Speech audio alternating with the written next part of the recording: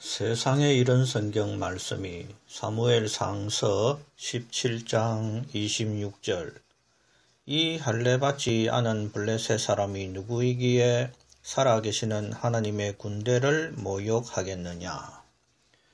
다윗이 골리앗을 죽였던 이유가 바로 골리앗이 하나님의 군대를 모욕했기 때문입니다. 하나님의 군대를 모욕하는 것은 바로 하나님을 모욕하는 것이기도 합니다.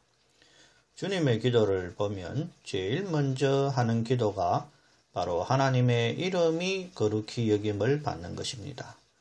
우리의 소원을 아뢰기 전에 가장 먼저 해야 할 기도가 바로 하나님의 이름이 높임을 받기를 아뢰는 것입니다. 우리들은 하나님은 스스로 알아서 높임을 받을 것이고 우리 자신의 이기적 소원만을 하나님께 보채고 있는 모습을 봅니다.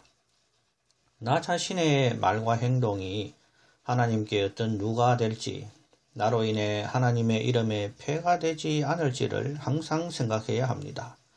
이것이 하루를 살아가는 성도의 첫 번째 자세가 되어야 하는 것입니다.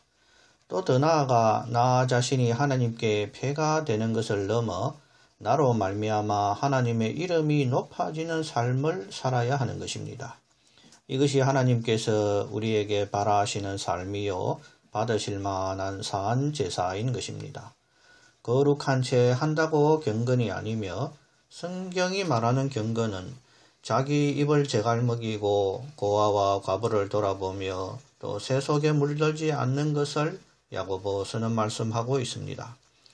당신은 어떤 누군가가 하나님의 이름을 먹칠을 할 때 분노를 느낍니까? 기독교 이단들이 무리를 일으켜도 세상 사람들은 진리와 이단을 모르기 때문에 하나님을 욕합니다.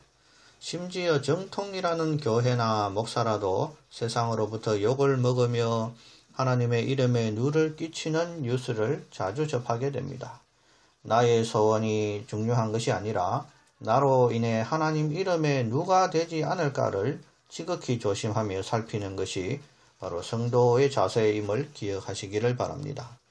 그렇기 때문에 전도를 할 때에도 기독교인의 품위가 있음을 알아야 합니다. 특히 지하철 같은 공공장소에서 외치면서 전도하는 것은 오히려 하나님의 이름에 먹칠을 하는 것임을 알아야 합니다. 기독교인들은 공중도덕도 모르는 사람들로 치부되고 나아가서 하나님의 이름에 해가 될 뿐입니다. 어떤 사람들은 때를 만나든지 못 만나든지 전도해야 한다고 주장할지 모릅니다.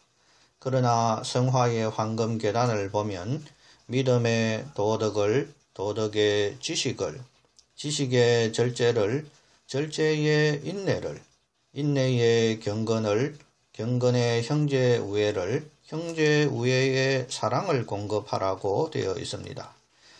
오늘날 교인들은 오직 믿음이라고 주장하면서 가장 아랫단계인 믿음에서 한치도 자라지 않는 것을 봅니다. 믿음보다 수준 높은 다음 단계가 바로 도덕임을 알아야 합니다. 진리는 반드시 도덕 안에 있어야 함을 기억하시기 바랍니다. 지하철에서 종교를 전하지 않아야 하는 것은 지하철 방송으로도 제재하고 있는 공중도덕입니다. 수많은 세상 지성인들이 지하철에서 예의도 교양도 없이 떠드는 전도를 전도라고 인식하겠습니까? 아니면 시끄러운 소음으로 인식하겠습니까?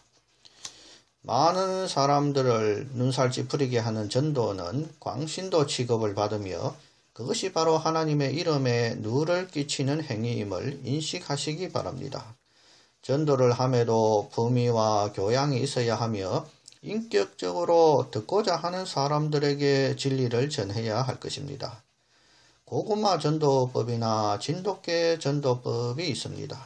아무나 찔러보는 고구마 전도나 교회 나올 때까지 한번 물면 안 놓는다는 식의 진돗개 전도는 매우 무례한 방법임을 알아야 합니다.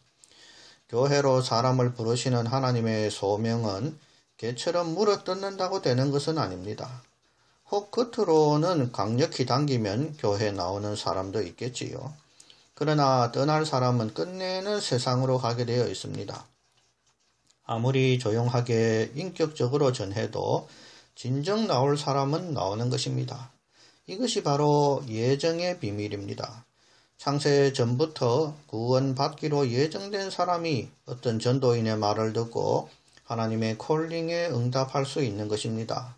참 전도란 나의 힘으로 되는 것이 아니라 하나님의 예정과 섭리와 인도로 말미암아 됨을 인식하며 전도할 때에도 품위와 교양을 지켜 하나님 이름에 욕을 끼치지 않는 성도들이 되시기를 기원합니다.